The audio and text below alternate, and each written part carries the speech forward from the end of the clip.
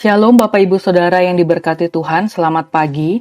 Hari ini Kamis 18 Juni 2020, firman Tuhan kembali menyapa kita, masih dari kitab Kejadian, kali ini Kejadian pasalnya yang ke-50, ayatnya yang pertama sampai dengan yang ke-14, yang diberikan judul di dalam Sabda Bina Umat, Bakti kepada Orang Tua.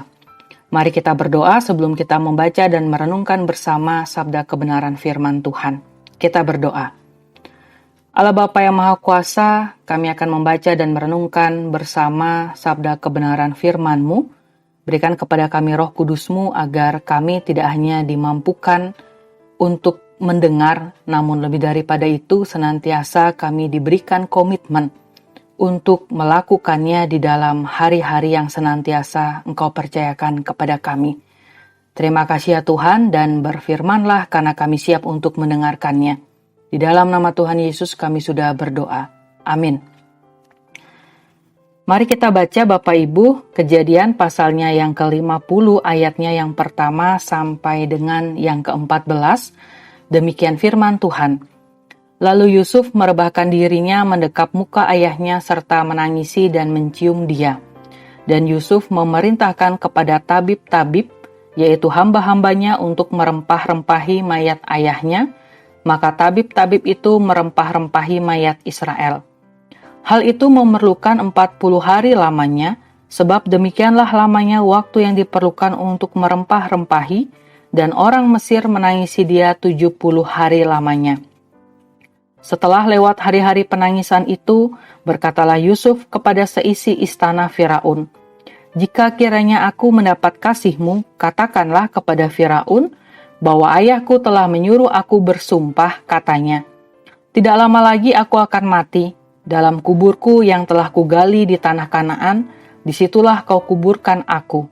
Oleh sebab itu, izinkanlah aku pergi ke sana, supaya aku menguburkan ayahku, kemudian aku akan kembali." Lalu berkatalah Firaun, "Pergilah ke sana dan kuburkanlah ayahmu itu, seperti yang telah disuruhnya engkau bersumpah." Lalu berjalanlah Yusuf ke sana untuk menguburkan ayahnya, dan bersama-sama dengan dia berjalanlah semua pegawai Firaun, para tua-tua dari istananya dan semua tua-tua dari tanah Mesir. Serta seisi rumah Yusuf juga, saudara-saudaranya dan seisi rumah ayahnya, hanya anak-anaknya serta kambing domba dan lembu sapinya, ditinggalkan mereka di tanah Goshen. Baik kereta maupun orang-orang berkuda turut pergi ke sana bersama-sama dengan dia, sehingga iring-iringan itu sangat besar. Setelah mereka sampai ke Goren Haatat yang di seberang sungai Yordan, maka mereka mengadakan di situ ratapan yang sangat sedih dan riuh, dan Yusuf mengadakan perkabungan 7 hari lamanya karena ayahnya itu. Ketika penduduk negeri itu, orang-orang Kanaan melihat perkabungan di Goren Haatat, berkatalah mereka, "Inilah perkabungan orang Mesir yang amat riuh." Itulah sebabnya tempat itu dinamai Abel Misraim, yang letaknya di seberang Yordan. Anak-anak Yakub melakukan kepadanya seperti yang dipesankannya kepada mereka. Anak-anaknya mengangkut dia ke tanah Kanaan, dan mereka menguburkan dia dalam gua di ladang Makpela yang telah dibeli Abraham dari Efron, orang Het itu, untuk menjadi kuburan milik, yaitu ladang yang di sebelah timur Mamre. Setelah ayahnya dikuburkan, pulanglah Yusuf ke Mesir, dia dan saudara-saudaranya, dan semua orang yang turut pergi ke sana bersama-sama dengan dia untuk menguburkan ayahnya itu. Demikianlah pembacaan firman Tuhan, terpujilah Tuhan Yesus, haleluya. Kata keluarga disebut juga dengan family dalam bahasa Inggris. Tahukah Bapak Ibu kepanjangan family? Family adalah father and mother, I love you. Kalau melihat kepanjangan atau arti dari family, bahwa ada seorang anak yang begitu mengasihi dan menyayangi ayah dan ibunya, sehingga terungkaplah kalimat I love you atau aku mencintaimu. Dalam keluarga yang terdiri dari ayah, ibu, dan anak-anak, rasa seperti inilah yang memang harus ada dan harus dirasakan seluruh anggota keluarga.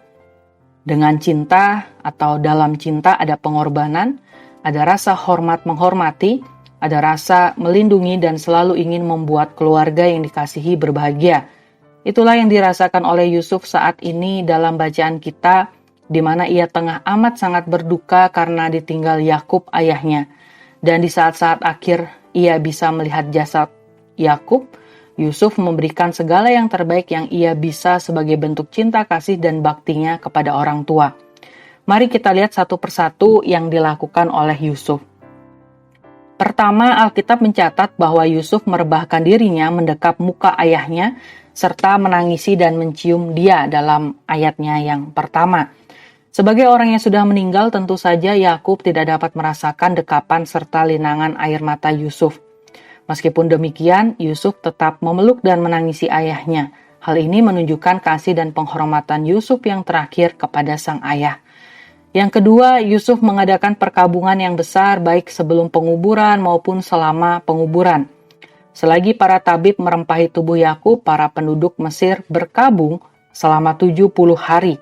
Tentu bukan perkara mudah menyelenggarakan perkabungan selama itu, tapi Yusuf tetap melakukannya sekalipun Yakub tidak dapat merasakannya. Dan yang ketiga, Yusuf melakukan penguburan dengan baik sesuai dengan janjinya kepada ayahnya. Yusuf tahu bahwa Yakub ingin dikubur di Gua Makpela Kanaan, sebagaimana yang diungkapkan Yakub ketika masih hidup, dan Yusuf berjanji untuk memenuhi keinginan tersebut.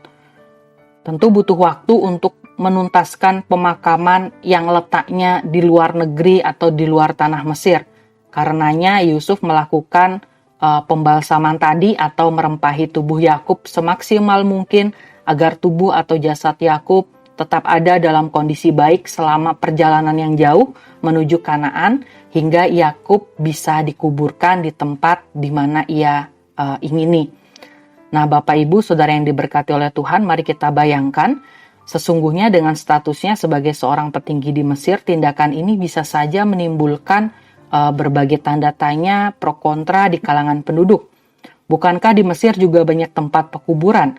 Mengapa ayah seorang pejabat Mesir tidak mau dikuburkan di Mesir? Harus di tempat lain. Nah, selain itu tidak sedikit juga usaha yang harus dikeluarkan untuk memindahkan jenazah Yakub ke Kanaan. Tambahan lagi, kalaupun Yusuf memilih untuk tidak menepati janjinya, Yakub pun pasti tidak akan protes, bukan? Karena ia sudah mati. Tetapi Yusuf di sini memilih untuk tetap menepati janjinya, dan ketiga hal yang dilakukan Yusuf inilah merupakan bukti nyata cinta kasih Yusuf kepada Yakub, juga wujud nyata baktinya terhadap sang ayah. Bapak Ibu Saudara yang diberkati oleh Tuhan, mengasihi orang tua merupakan hal yang penting bagi kita. Perintah Tuhan untuk mengasihi, hormat, serta patuh kepada orang tua juga menjadi titah atau perintah kelima di dalam 10 hukum Taurat.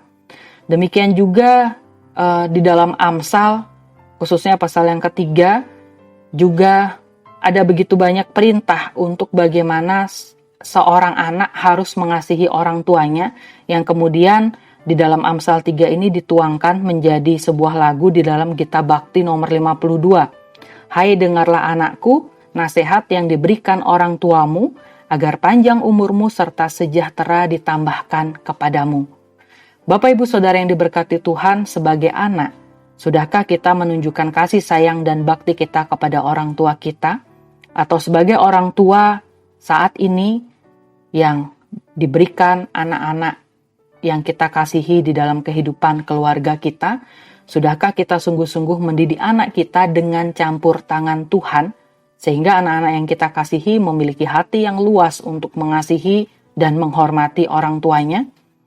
Dalam konteks saat ini, apalagi di zaman now seperti ini, penghormatan kepada orang tua dirasa semakin menurun. Dengan alih-alih mengikuti tren masa kini, sikap dan perkataan kita sebagai seorang anak terkadang tidak menunjukkan karakter hormat kepada orang tua. Yang terjadi pada akhirnya nanti adalah sebuah penyesalan apabila orang tua yang selama ini kita rasa selalu ada bersama kita, tiba-tiba Tuhan panggil kembali pulang. Demikian juga sebagai orang tua, tanpa kita sadari, terkadang kita mendidik anak dengan otoritas kita karena menganggap itu adalah anak kita, atau atas dasar kasih sayang yang terlampau besar, sehingga kita mengabaikan atau lupa bahwa yang seharusnya memiliki otoritas dalam hidup setiap umatnya adalah Allah sendiri. pagi ini sebagai anak yang Tuhan masih perkenankan waktu untuk bisa berjumpa setiap hari dengan orang tua yang kita kasihi, mari kita sapa mereka, kita nyatakan cinta kasih kita kepada mereka. Kita syukuri waktu-waktu yang ada karena itu tidak akan pernah bisa diulang kembali. Dan sebagai orang tua, Bapak Ibu Saudara yang diberkati Tuhan, mari kita mengingatkan diri kita sendiri untuk senantiasa diberikan roh hikmat kebijaksanaan agar diperkenankan Tuhan mendidik dan mengajar anak-anak terkasih agar senantiasa menjadi anak-anak yang taat dan hormat kepada orang tua dan takut akan Tuhan hingga sampai pada akhirnya. Selamat menjalani aktivitas, Tuhan memberkati. Amin. Mari kita berdoa. Bapa kami yang bertahta di dalam kerajaan sorga, terima kasih telah menyapa kami melalui firman-Mu di pagi hari ini. Biarlah firman Tuhan tidak berlalu begitu saja, namun senantiasa kami lakukan di sepanjang hari-hari kami. Terima kasih Tuhan, berkati setiap aktivitas kami di hari ini. Biarlah semua boleh berjalan dengan baik seturut dan sesuai dengan kehendak Tuhan. Di dalam nama Tuhan Yesus kami sudah berdoa dan mengucap syukur. Amin.